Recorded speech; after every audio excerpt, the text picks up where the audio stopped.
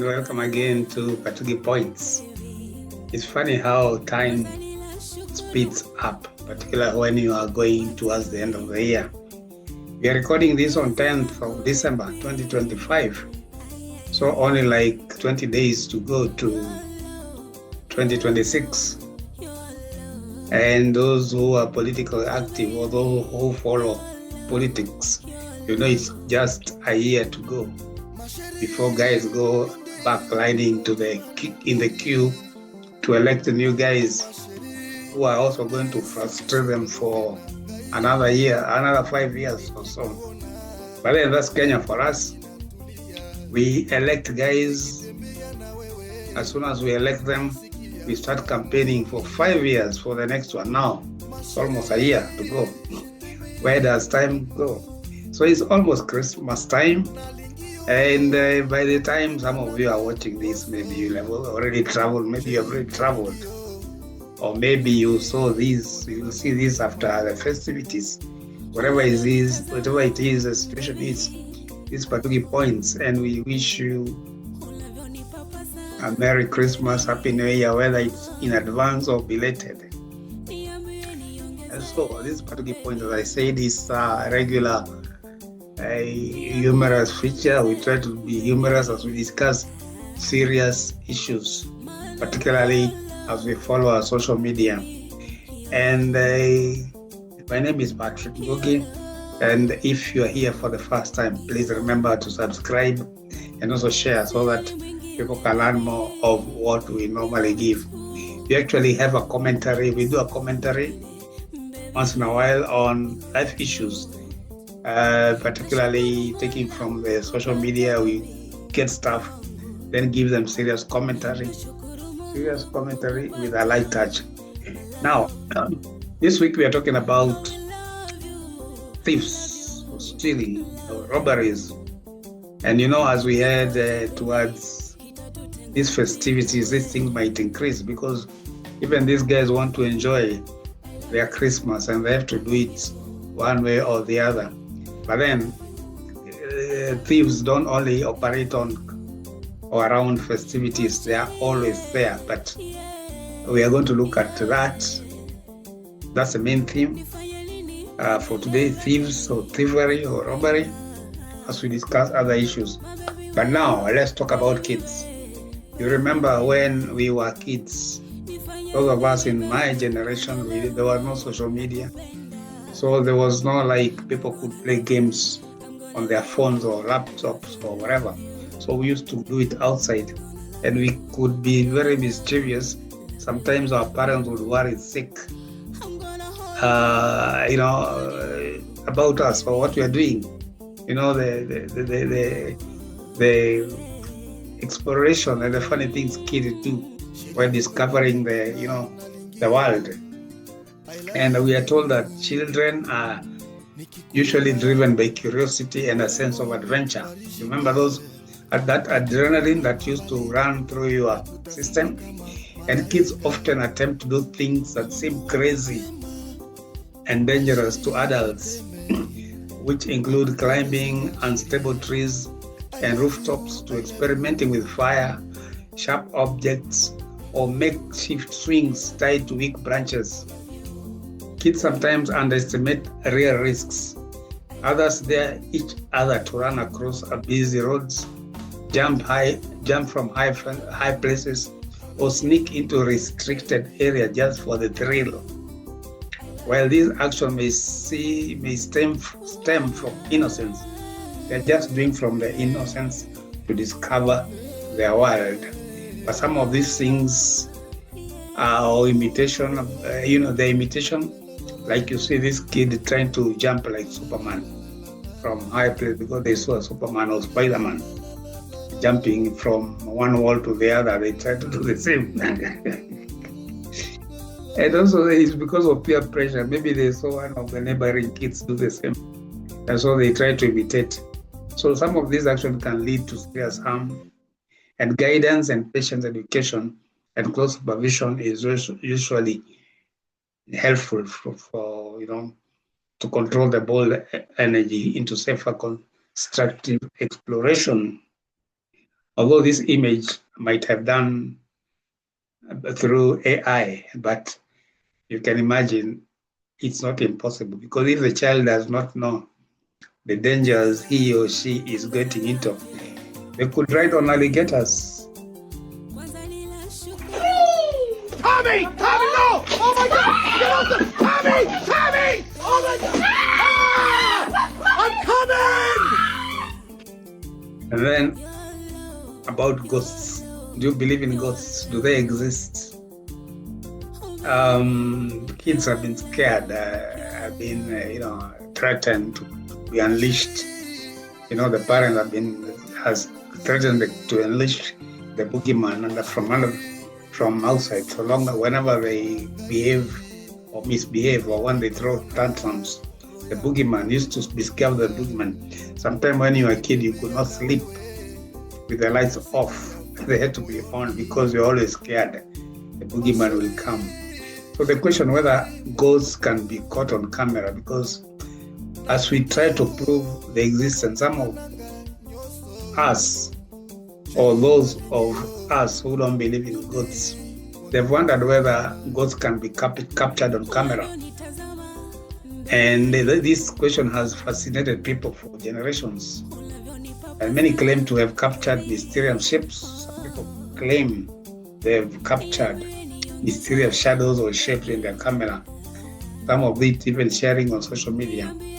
And some of these images have included glowing figures in photos and videos, often during late night recordings or in places believed to be haunted.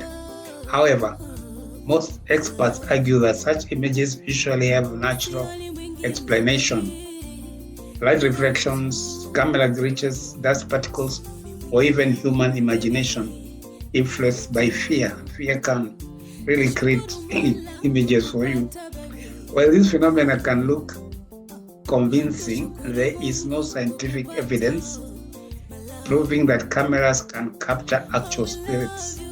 Still, the mystery persists, and for many, the possibility keeps the debate and curiosity alive.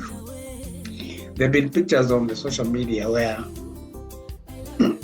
somebody was taking an innocent photograph, maybe of a group of people, friends, relatives, and then when exposing the image or the picture, they see a third person, an extra person who was not there originally. These pictures have been published, or they see something mysterious, a mysterious figure around the picture. But ghosts, wow, it's possible. You could take a picture of ghosts, or they could be taken. It could be possible.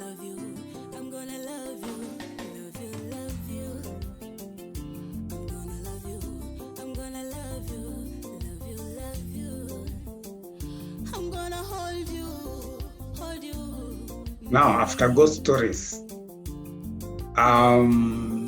remember, if you've done driving, or if you're a driver, or if you are not, there's been a talk that while you are driving, you should consider that you are the only sane driver.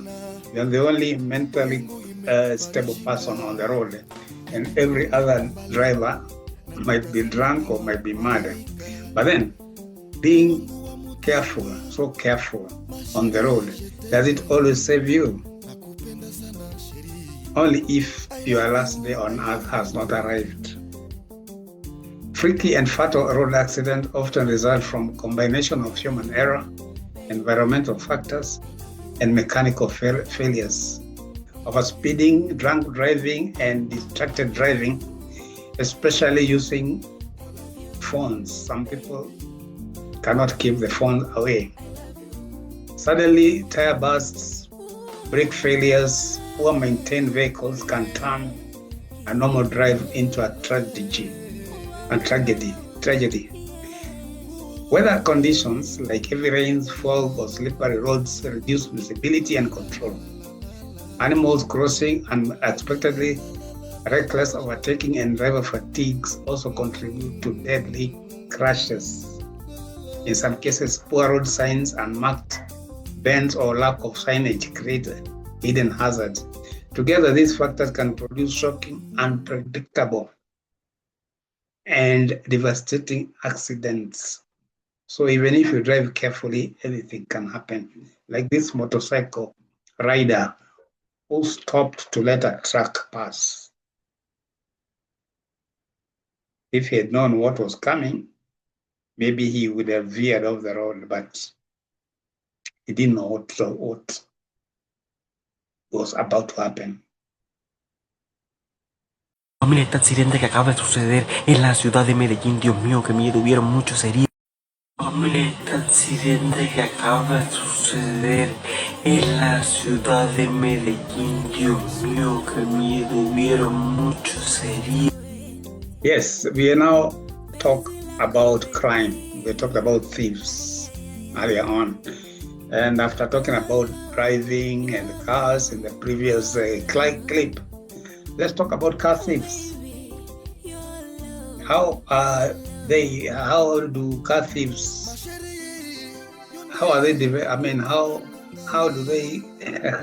Let me put it this way: how are they doing it these days? And we are told that car thieves today use surprisingly clever and fast methods to steal vehicles. Some work in teams, distracting the owner while another slips into the car and drives off. Others use advanced technology like signal boosters to capture and amplify the keyless entry signal from the car's owner's key fob inside their house, unlocking and start the vehicle within seconds. Skilled thieves can also pick locks, clone keys, or disable alarms with small electronic devices. In crowded places, they may pose as mechanics or parking attendants. Their success often relies on speed, precision, and catching drivers off guard.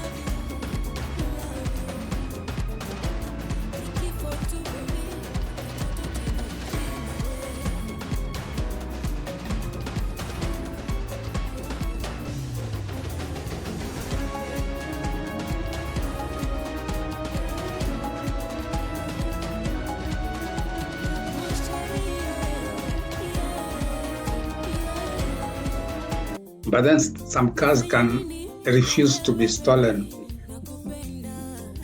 Some cars can even attack the intended thief. You can throw a rock. Maybe you want to break the window and the car throws the rock back at you. Because, for example, we are told that modern car windscreen and windows can be made with special laminated or reinforced glass that resists breaking, causing objects thrown at them to bounce back or only leave minor dents. Laminated glass has 2 layers of glass bonded with tough glass plastic film in between. Even if hit with stones, metal rods, or blunt objects, it does not shatter easily.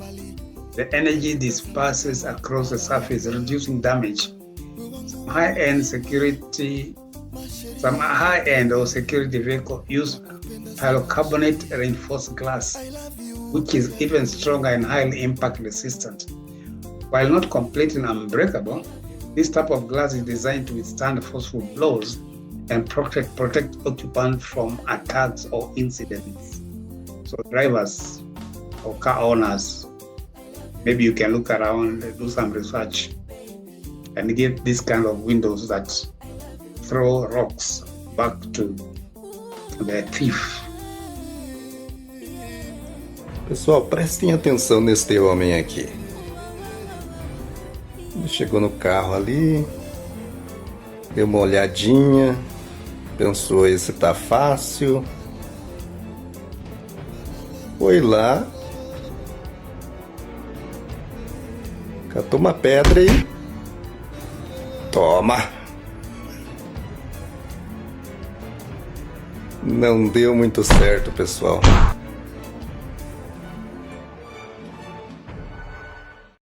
Yeah, phone gadgets. Like we had that earlier on in the previous clip that some drivers cause accidents because they are stuck on their phone.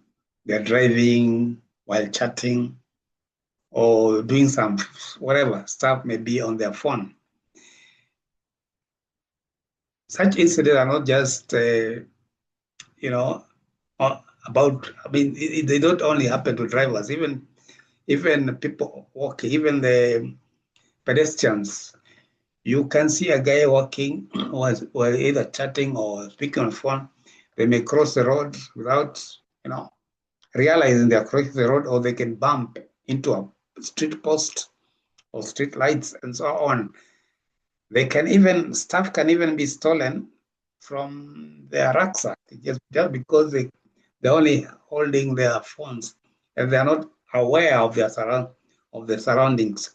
So thieves also target, like particularly rucksack, for example. Thieves who target rucksack rely on distraction, stealth, and crowded pressure.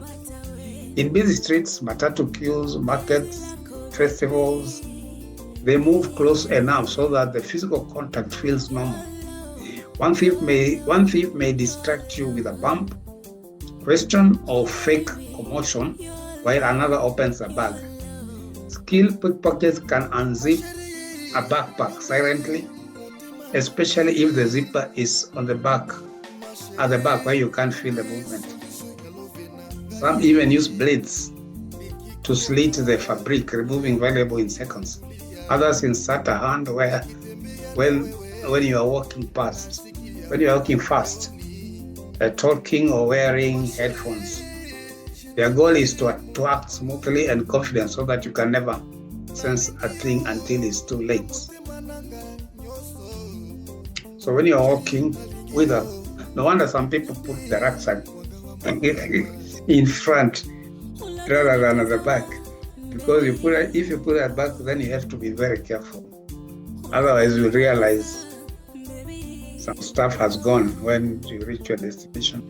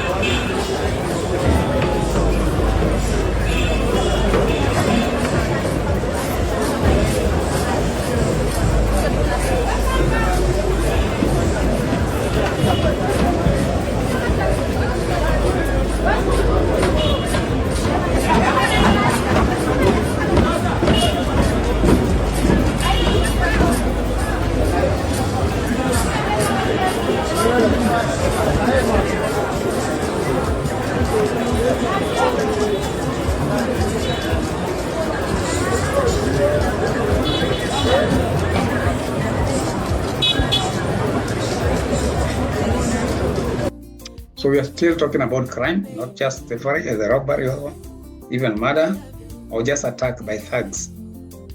Can you imagine when a single professor is murdered? A single professor or a professional is murdered in a developing country. What kind of impact can it have, beyond the tragedy itself? Professionals like doctors, engineers, teachers, entrepreneurs, civil servants carry skills that are often scarce. Their loss reduces the country's human capital, slowing productivity and weakening essential services. A murdered doctor or a professor, or let's take a doctor for example. A murdered doctor means fewer patients treated. A lost engineer solves projects. A fallen business owner may collapse an entire enterprise, supporting workers and families. Such killings also create fear, discouraging talent from working in high-risk areas or pushing skilled people to migrate. Investment declines when insecurity rises and communities lose trust in institutions. Ultimately, one murdered professional can create long-term socio-economic gaps that slow national development. So you thugs, before you kill a professor, or rather instead of killing a professor, ask him to help you get a job. I hope they're still available. Hey, give me everything that you have. Hey, young man, just go slow. I'm giving you everything. Give me everything. Yeah, I'm giving you. Just before you pull that trigger, I have my phone here, which is worth 200,000. I'm giving it to you. Okay. And also I have a job which is worth 200,000 Kenya shillings per month. You can come for it. And there's also the option of you pulling that trigger to shoot a brain which is worth 1 trillion Kenya shillings. So it is upon you. You know, if you pull it, it is not going to help you. It is just going to hurt the economy of this Kenya. Imagine you pulling that revolver, Russian revolver gun, and pulling that trigger and pushing that bullet, which is 0.2 centimeters, worth 2,000 Kenya shillings, to just eliminate a 1 trillion worth of brain. It's going to kill the economy of this Kenya, young man. You see, let me advise you. You know, I might not be worthwhile for you now, but your son, one day, he'll want to go to the university where I lecture, and he'll want to do some engineering, and he will miss a very proper and intellectual professor like me. Now, where will your son get that kind of education? Look at it. The economy, students that are being taught in my class, there are 200 of them, engineering students who aspire to elevate the economy of this country. Just imagine you've eliminated me. Who is going to teach them mathematical engineering? Look at yourself. Yes. You look someone who can do better things in life. Now you are coming here pointing a revolver gun on a professor's head. I'm sorry. Do you think that is sedulous? Not really. It is not. Young man, humble yourself. Okay. There are people you can point this gun on their heads, but don't just point gun on heads of professors. Okay. It is not sedulous. I'm sorry, bro. Yes, so just tone down. Okay. Your life will be good. Okay, you can go. Yeah. That job opportunity. Come for it on Monday. Okay. Yeah.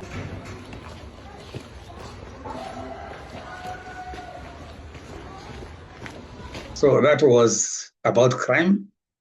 And now let's look to at least two other clips that explain the community in general, or society in general. Have you ever heard of Electra complex? Many people have heard of Oedipus complex, where a young boy, a toddler even, or not so much a toddler, they become baby's boy, they are attracted more to their mothers. Many small boys are attracted to their mothers, while the young girls are attracted to their fathers.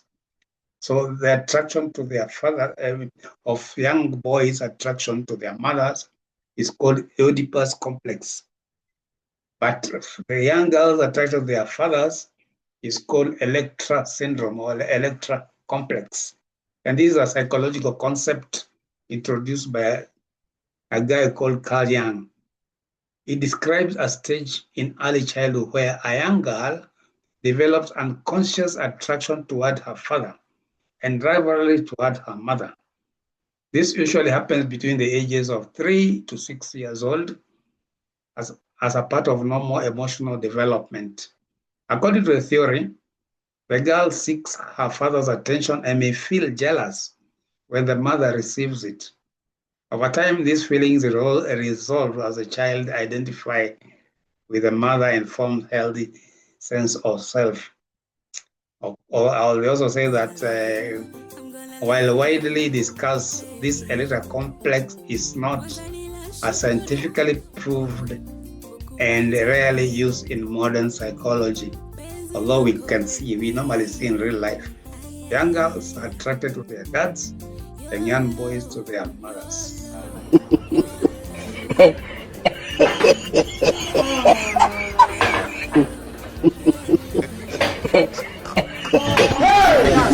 God have mercy upon us.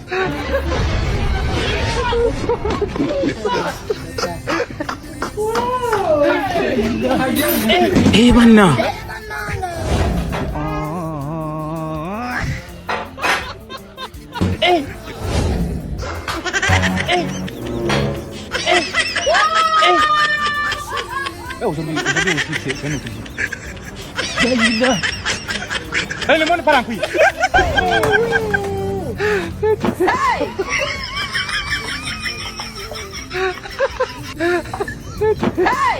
And finally, how come Githurai? Githurai, people like making fun of Githurai. If you're not watching this in Kenya, Githurai is an estate, a popular estate or residential estate and business estate in Nairobi. So Githurai is hilariously famous in Nairobi largely because of its unique mix of chaos. That's what ChatGPT tells us. It's famous because of its unique mix of chaos, creativity, and unstoppable hustle. A combination that has inspired countless jokers, memes, and viral stories. The area is known as energetic matatu culture. It's known for its energetic matatu culture, where music, graffiti, and reckless speed create unforgettable experiences. Its markets are legendary for bargains, loud traders, and unbelievable crowds, making it both chaotic and charming. Yeah, I like that. Chaotic and charming. Githurai has also a reputation for fearless residents, witty street humor, and wild urban tales that spread across social media for many Nairobians. Githurai symbolizes raw authenticity, tough, lively, unpredictable, and endlessly entertaining.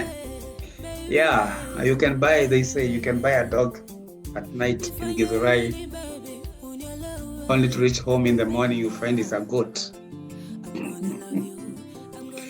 And when, according to this image, when you go for a pregnancy test, or you buy a pregnancy test, and when you use it, those who want to determine whether they are pregnant, this is the type of kit you are going to get.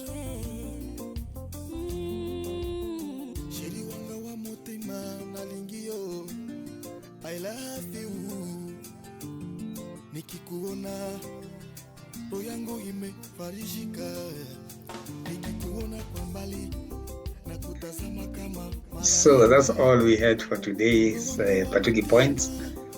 And please share these episodes so that more and more people can reach us.